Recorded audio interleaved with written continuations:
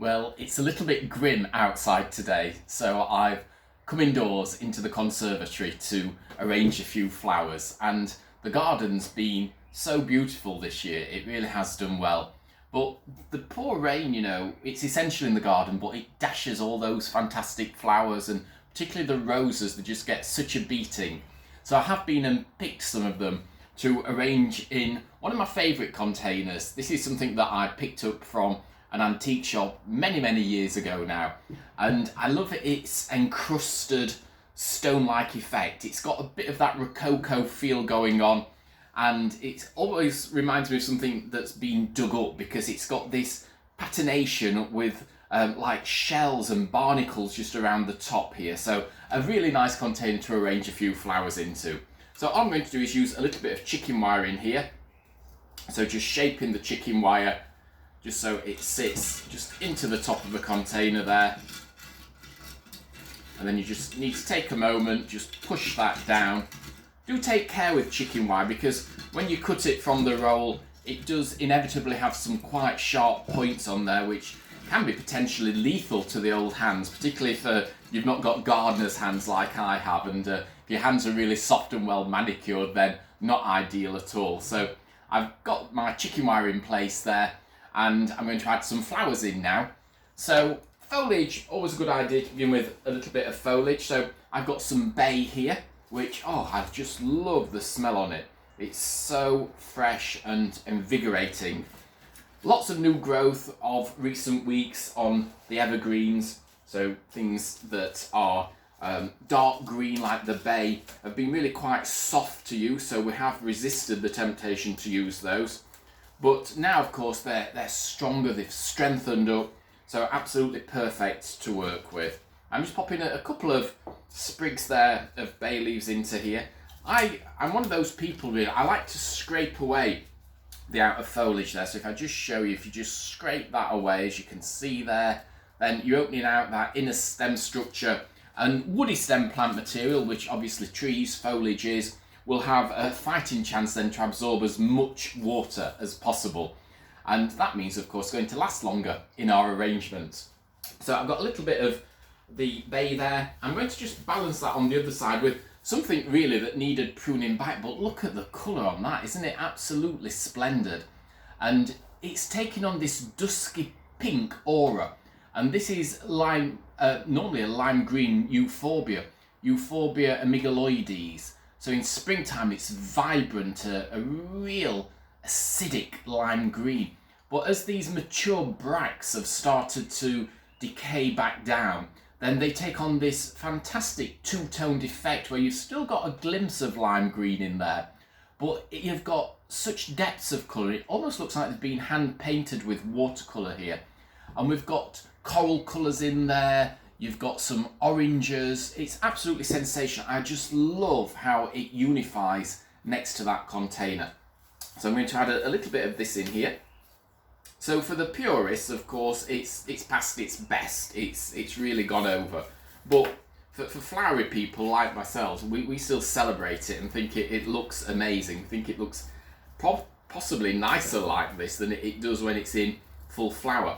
I'm actually doing a favour for the plant by chopping this down now, because this is the time of year when I do cut away all the fading flowers of any euphorbias, so Euphorbia polychroma, Euphorbia robbii, Euphorbia wolfenii, any of them that are spring flowering, then they do need a little bit of a haircut, a prune back, and that opens out the crown. You'll see lots of new growth, lots of spires for next year's flowers, so you're getting air into the plant, giving it breathing space.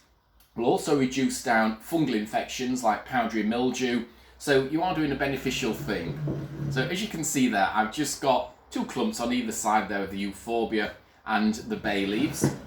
So just turning that around, another medium that I want to work in here, which even in the month of July, it feels quite autumnal with the hypericum. And hypericum, it's a florist's favourite foliage come flower because we celebrate it for its berries normally. But this strawberry hypericum that I'm working with here has got these rather sweet little star-shaped gold flowers on there, and we've got yellow berries then coming along that then turn this wonderful rusty orangey colour. But ultimately they change again, and those orange berries will eventually turn black. So you'll get a black finale from this plant. Now, it's not only myself, it's not only me who celebrates and loves this in the garden, but so do the birds. And the birds eat the berries and spread this around the garden for me. So I do find plants of Hypericum cropping up in sometimes welcome, but very often unwelcome spots in the garden. So you do have to be a little bit ruthless with it and chop it down a little bit if it's doing its own thing slightly too much there. So I've got my Hypericum in place, and something which I want to contrast are a few larger leaves. I've got some big bold hosta leaves here, which I think are absolutely wonderful, just so gorgeous. So let's just pop a couple of those into there. So such a contrasting leaf, contrasting it in its shape and also its colour scheme, and actually a nice contrasting texture because it's got this sort of smooth waxy finish to the foliage there. So a very beautiful hosta. As many people know, I'm a bit of a hosta addict, so I do have lots and lots of hostas to pick at, but they always look so resplendent on the plants that I don't always want to actually cut them. They look too nice sometimes to pick. So working a little bit more asymmetric there with two leaves to one side, one leaf just flowing down the front there. And let's see what else we've got to go in here. Well, I wanted to celebrate fragrance, so I've been and ransacked the old honeysuckle. And honeysuckle, the old-fashioned woodbine, this scrambles around the lower part of the garden. I've got quite a few honeysuckles out there, and it's so pleasurable of an evening to go and walk down that area of the garden and feast your nose, just bury yourself into the honeysuckle and have that wonderful fragrance fix that it gives. And it's the height of summer, isn't it, when honeysuckle's out? There's a real celebration in the air because we're getting the smell of summertime and those warm, balmy summer evenings.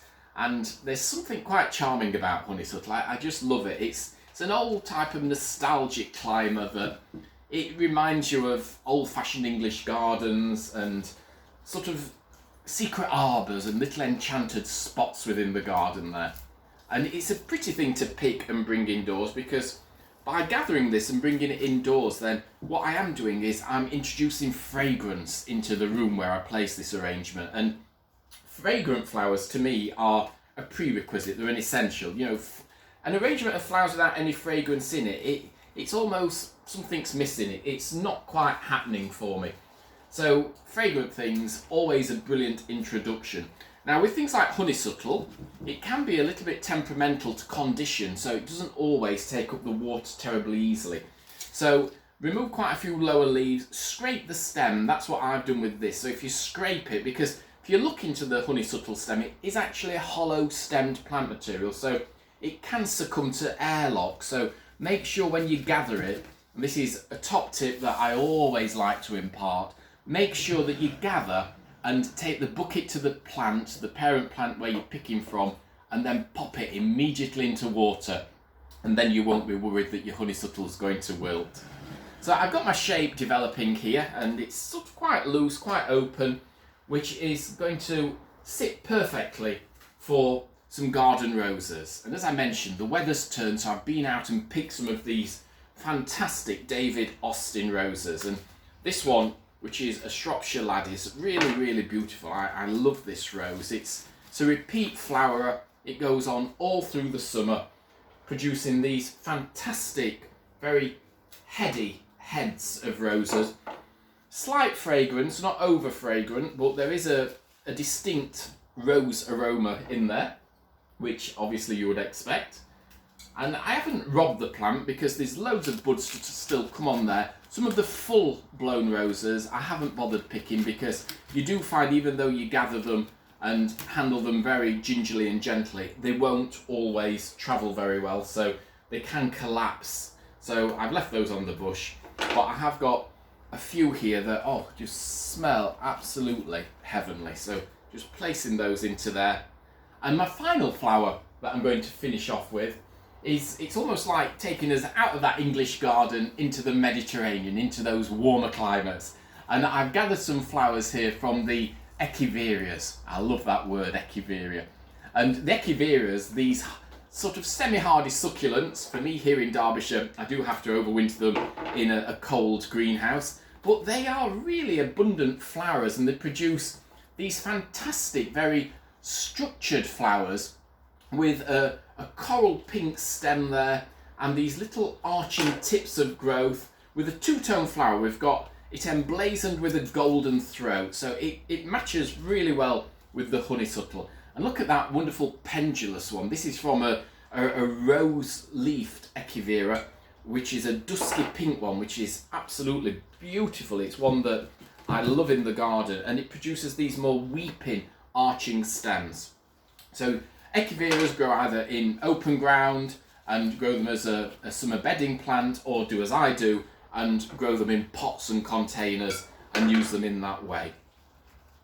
So just about there with this arrangement, just all arranged just quite naturally into chicken wire. And I haven't robbed the garden, I've just gathered select pieces from the garden here, and it's a celebration of sort of the golds and the oranges with the fragrance of the honeysuckles in there and those absolutely beautiful roses. So I'll leave you to enjoy this arrangement, and perhaps I've inspired you to perhaps go and have a rummage around a charity shop, see what type of container you can come up with, what you can find, and I'll leave you with this arrangement. So go out, get picking, get creative, and celebrate your beautiful garden flowers.